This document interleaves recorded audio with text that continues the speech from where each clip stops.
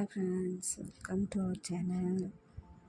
இது வெள்ளிக்கிழமை vlog தான். இதெல்லாம் வாங்க வீடியோக்குள்ளே போகலாம். இப்போ போல் வியாழக்கிழமையெல்லாம் க்ளீன் பண்ணதால் வெள்ளிக்கிழமை காலையில் எழுந்திரிச்சி வாசல் தெளித்து குழம்பு போட்டுவிட்டேன்.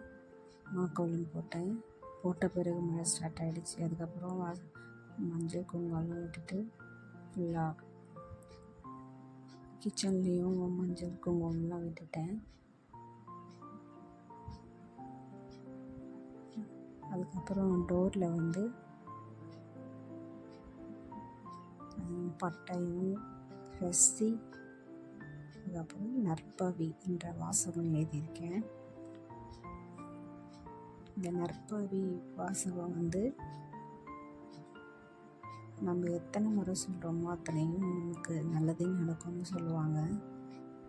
அதனால் நான் இதை எழுதியிருக்கேன்.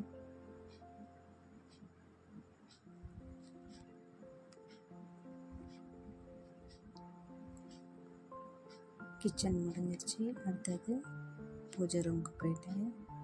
பூஜை ரூமில் வியாழக்கிழமை வச்சுருந்த பூஜை பூவெல்லாம் பழைய பூவெல்லாம் எடுத்து திரி மாற்றிட்டு தண்ணியெல்லாம் மாற்றி வச்சுட்டேன். எல்லாத்தையுமே ரெடி பண்ணி வச்சுட்டு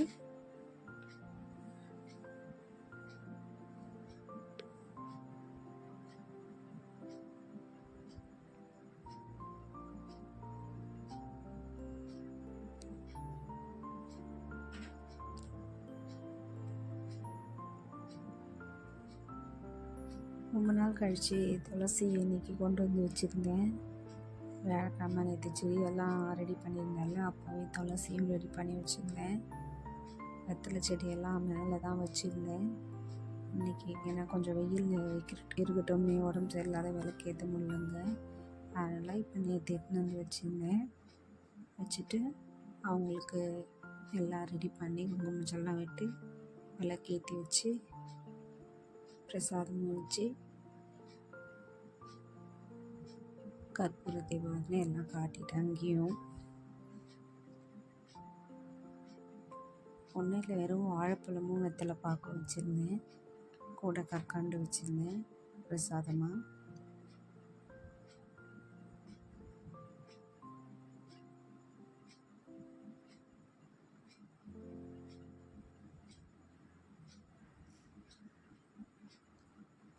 எனக்கு எப்போவுமே வாசல் இப்படி இருந்தால் தான் பிடிக்கும். மங்களகரமாக வச்சுருப்பேன். எங்கள் வீட்டுக்கு வரவங்களாம் என்னை கேட்பாங்க, என்ன உங்கள் வீட்டில் மாலை போட்டிருக்காங்களா அப்படின்னு கேட்பாங்க. இப்போன்னு இல்லை, எப்போவுமே. இது கார்த்திகை மாதன்றதால மாலை போட்டிங்களான்னு கேட்பாங்க.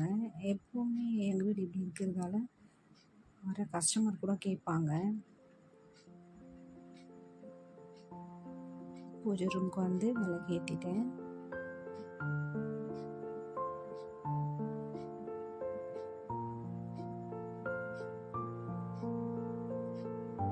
பூஜை ரூம்லையும் பிரசாதமாக கற்கண்டு வாழைப்பழம் வெத்தலை பாக்கு வச்சுட்டேன்.